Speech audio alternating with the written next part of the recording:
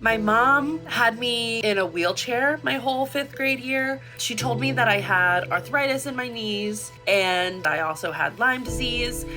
And so I couldn't make it through the day without being in the wheelchair. She told me that I had lead poisoning. Pretty much every single thing that she told me that I had was not true.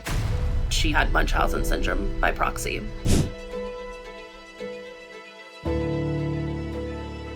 When I was younger, I thought I had a pretty normal childhood. Looking back now, the way that I was living was not normal. I was in 5th grade. My mom had me in a wheelchair. She told me that I also had Lyme disease.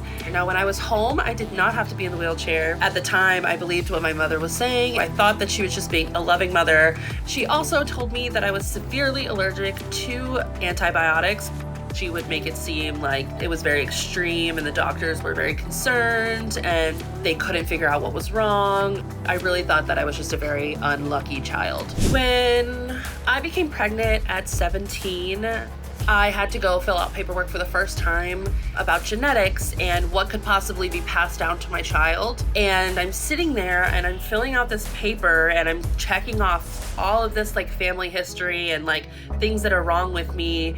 And it just dawned on me that maybe I should look into these things. Like, this seems very unrealistic to have all of these things wrong, but also having zero physical signs of these problems. So I started diving into it a little bit deeper. I got myself tested for a lot of things. Pretty much every single thing that she told me that I had or that was wrong with me was not true.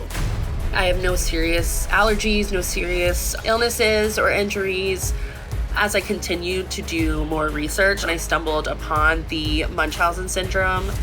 Munchausen by proxy is a mental illness. The person will either make another person sick or lie about them being sick, whether that be like an elderly person, a disabled person, their child. After a while, they start to believe their own lies as well. This is very much a mental illness. Does explain her actions and make me have a little bit more compassion for her and for her experience.